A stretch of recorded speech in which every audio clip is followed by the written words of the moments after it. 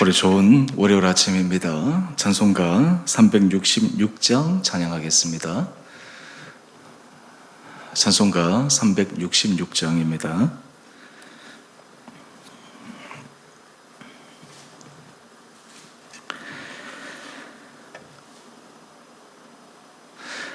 어두운 내 눈 밝히사 진리를 보게 하소서.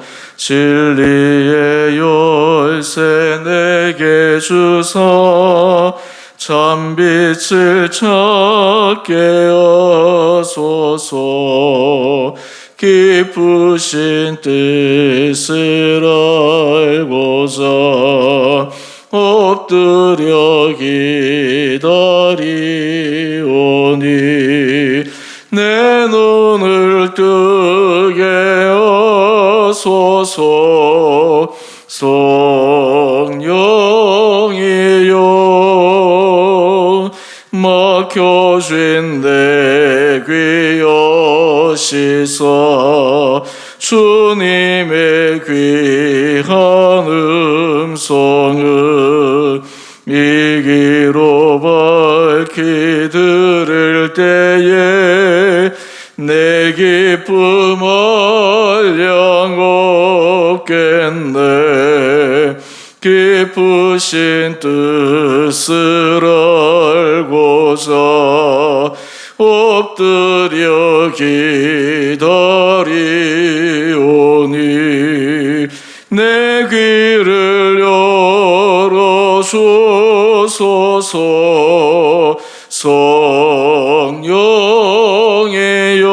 성령이여 봉해진 내 입 여시사 복음을 널리 전하고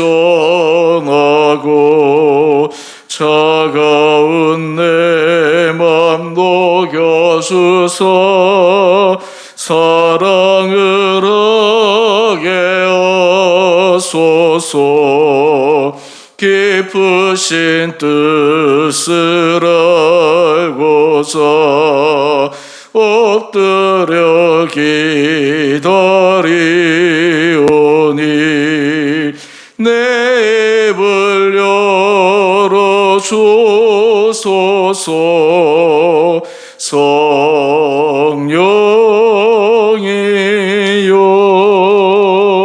성령이여. 아멘. 오늘 말씀 마태복음 16장 1절에서 12절까지입니다.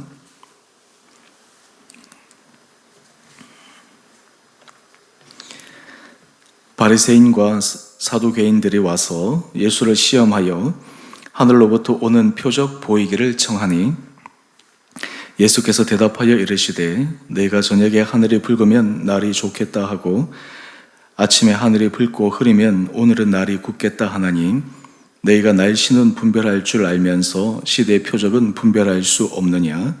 악하고 음란한 세대가 표적을 구하나 요나의 표적밖에는 보여줄 표적이 없느니라 하시고 그들을 떠나가시니라. 제자들이 건너편으로 갈새 떡 가져가기를 잊었더니 예수께서 이르시되 삼가 바리새인과 사두개인들의 누룩을 주의하라 하시니 제자들이 서로 논의하여 이르되 우리가 떡을 가져오지 아니하였도다 하거늘 예수께서 아시고 이르시되 믿음이 작은 자들아 어찌 떡이 없으므로 서로 논의하느냐? 내가 아직도 깨닫지 못하느냐? 떡 5개로 5,000명을 먹이고 죽은 것이 몇 바구니며 떡 7개로 4,000명을 먹이고 죽은 것이 몇 광졸이었는지를 기억하지 못하느냐? 어찌 내 말한 것이 떡에 관함이 아닌 줄을 깨닫지 못하느냐? 오직 바리새인과 사두개인들의 누룩을 주의하라 하시니 그제서야 제자들이 떡의 누룩이 아니요 바리새인과 사두개인들의 교훈을 삼가라고 말씀하신 줄을 깨달으니라. 아멘. 오늘 월요일 하나님께서 우리 온 성도님 한 분 한 분들을 은혜 가운데 인도하여 주시기를 원합니다. 하나님께서 날마다 우리에게 새로운 날로 허락하여 주시는데 하루가 이 반복된 시간으로 우리가 살아가는 것이 아니라 날마다 새로운 마음으로 주님의 은혜 가운데 걸어가기를 원합니다. 예수님 당시 종교 지도자들이었던 바리새인과 사두개인들, 이 사람들이 정말 하나님의 말씀을 제대로 이해하고 하나님의 뜻을 분별했다면 하나님의 아들이신 예수 그리스도를 분명히 알아보았을 것입니다. 실제로 하나님의 뜻을 기다리며 하나님의 아들 메시아를 온 마음으로 갈망했던 사람들은 예수님께서 오셨을 때 예수님이 정말 메시아임을 알아보았습니다. 그와 반대로 바리새인과 사두개인들은 종교 지도자리였고 그들은 사람들에게 하나님의 뜻을 알려주고 또 자기 스스로도 경건한 사람이라 자부했지만 실제로 메시아로서 하나님의 아들로서 이 땅에 오신 예수님을 그들은 받아들이지도 못했고 그들을 예수님을 받아들이지도 못했을 뿐만 아니라 예수님에 대해서 대적하는 모습을 보이기까지 합니다. 오늘 1절 말씀을 한번 보시죠. 1절 말씀을 보면 바리새인과 사두개인들이 예수를 시험합니다. 그 시험하는 내용이 참 너무나 위선적이고 어떤 의미에서 악의가 가득 찬 그러한 시험입니다. 그 내용은 이러합니다. 하늘로부터 오는 표적 보이기를 청합니다. 이전에 그러면 예수님께서 행하신 오병이어의 기적이라든지 병자를 살리신 기적이라든지 죽은 자를 살리신 그러한 기적들은 도대체 어디에서 온 것인가? 라고 하는 질문을 던질 정도로 예수님께서 이전의 표적은 하늘로부터 오는 표적이 아니다 라고 하는 것을 그냥 감추인 질문 속에 담겨 있습니다. 오늘 사두개인들과 바리새인들이 이 하늘로부터 오는 표적 구하기를 했을 때 예수님께서 그들을 향해서 이렇게 말씀하십니다. 우리 2절 이하의 말씀을 한번 보십시오. 2절 이하의 말씀을 보면 내가 저녁에 하늘에 붉으면 날이 좋겠다 하고 아침에 하늘에 붉고 흐리면 날이 굳겠다 하나니 너희가 날씨는 분별할 줄 알면서 시대 표적은 분별할 수 없느냐. 날씨는 오늘 밤이 흐리면 오늘 밤이 안 좋으면 내일 날씨가 안 좋겠구나. 오늘 밤이 맑으면 내일은 날씨가 좋겠구나.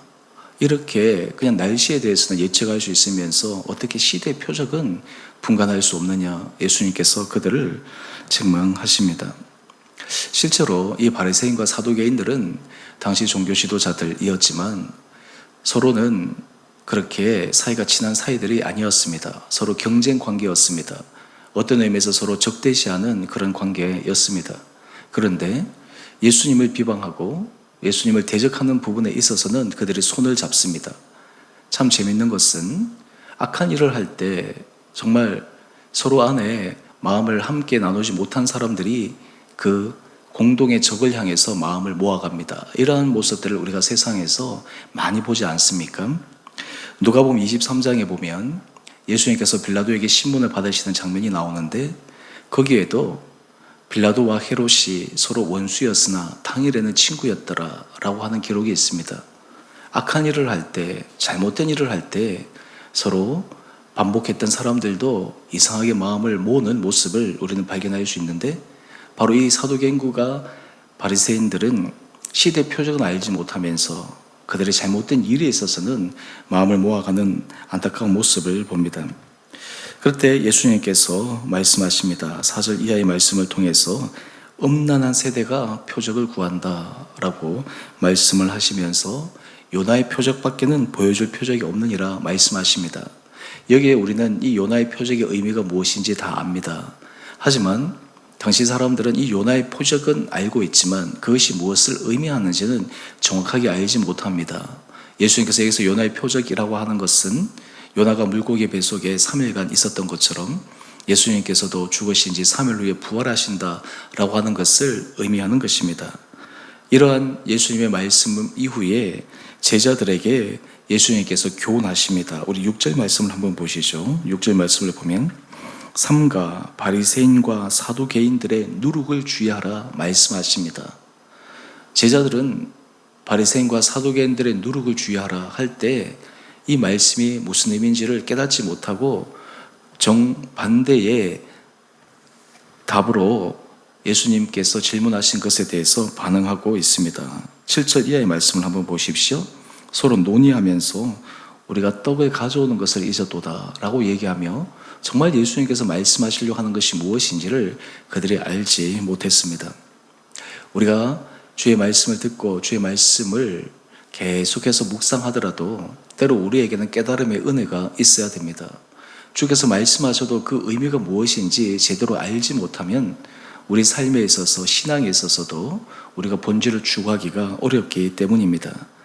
하지만 예수님은 이 제자들이 깨닫지 못함에 대해서 단지 책망으로만 끝나는 것이 아니라 다시 그들을 깨우쳐 주십니다. 그 내용인즉슨 바로 11절 이하의 말씀인데요. 예수님께서 말씀하신 바리새인과 사두개인들의 누룩은 바로 그들의 교훈임을 말씀하고 있습니다. 제자들에게 바리새인들의 누룩과 사두개인들의 누룩은 그들이 가르치는 교훈이다라는 것을 제자들에게 알려주십니다. 그렇다면 바리새인들의 누룩은 구체적으로 무엇을 의미하는 것일까요?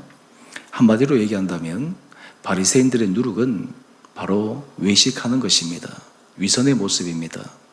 겉으로는 하나님을 믿고 하나님 앞에 경건한 삶을 살아간다고 하면서도 속은 전혀 그렇지 않았습니다. 속은 부패했습니다. 오죽했으면 예수님께서 그들을 향해서 회칠한 무덤이라고 이야기를 했겠습니까?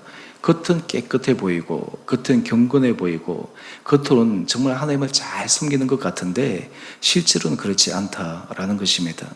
이런 바리새인들의 누룩, 바로 위선과 외식, 이것을 주의하라고 제자들에게 일러주신 것입니다.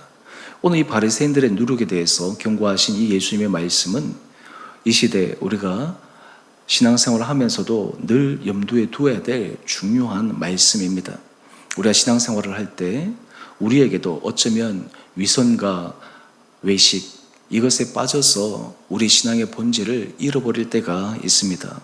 중요한 신앙의 본질, 정말 주님 앞에서 우리가 어떤 삶으로 우리의 생각과 우리의 삶의 중심이 하나님이 기뻐하신 것이 무엇인지를 잊어버린 채 겉의 모습, 종교적인 모습, 그리고 전통의 모습, 이것만을 추구하려고 하다 보면 본질을 잃어버릴 때가 많음을 우리는 꼭 기억해야 합니다. 예수님께서 특별히 우리에게 말씀하신 마태복음 7장 21절의 말씀을 우리는 이 위선과 외식에 관해서 우리가 경계할 때 함께 묵상해야 되는 말씀인데, 그게 이렇게 우리에게 말씀하십니다. 나더러 주여 주여 하는 자마다 다 천국에 들어갈 것이 아니요 다만 하늘에 계신 내 아버지의 뜻대로 행하는 자라야 들어가리라 말씀하십니다.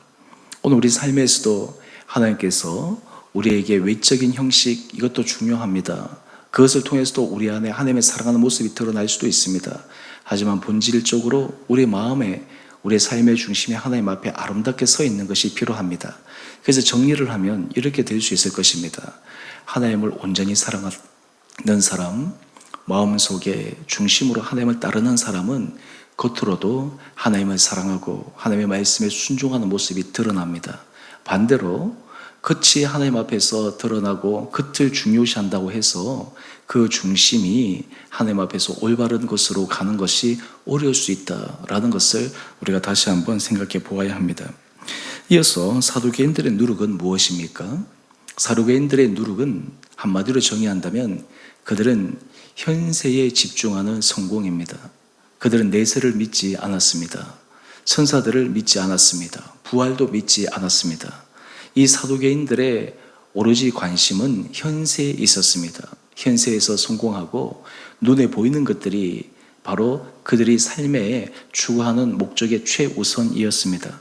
그렇기 때문에 사두개인들은 실제로 당시 로마 권력에 그들은 굉장히 친하면서 그리고 그 길을 걸어갔습니다.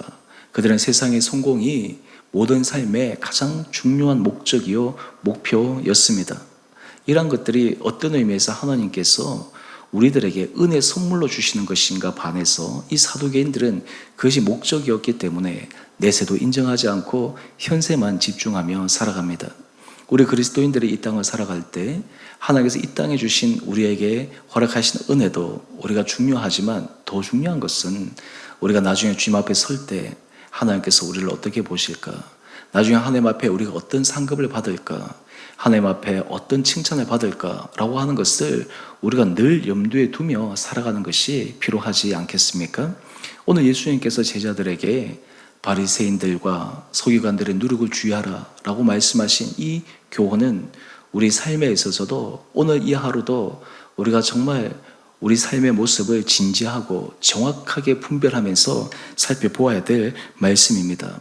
그렇다면 하나님은 어떤 사람들을 찾으시겠습니까? 바로 그 사람은 마음 중심 가운데 주님을 사랑하되 마음과 뜻과 정성을 다해서 주의 말씀을 묵상하고 주의 말씀을 따라가고 주의 말씀 가운데 날마다 순종하며 삶을 살아가는 사람일 것입니다. 그렇기 때문에 누구든지 주님을 따라가기 위해서는 자기를 부인해야 합니다. 자기 삶 가운데 하나님의 은혜를 기억하며 하나님의 은혜 자리에 날마다 나아갈 수 있어야 합니다. 우리가 지금 사순절 기간을 보내고 있는데 바라기는 우리 사랑하는 성도님 한 분 한 분들에게 주님께서 정말 하나님 보시기에 본질을 추구할 수 있는 이 은혜가 우리 온 성도님들 10년 가운데 있게 되기를 간절히 소망합니다. 혹시 우리 안에 바리새인과 같은 외식과 위선의 누룩, 사두개인과 같은 현세와 성공 지향적인 그런 모습, 이런 것들을 주님 앞에 내려놓고 하나님이 기뻐하시는 우리 마음의 중심이 온전히 인정받을 수 있는 복된 삶을 걸어갈 수 있는 이 하루 되시기를 주님의 이름으로 축원드립니다. 우리 함께 같이 기도하겠습니다.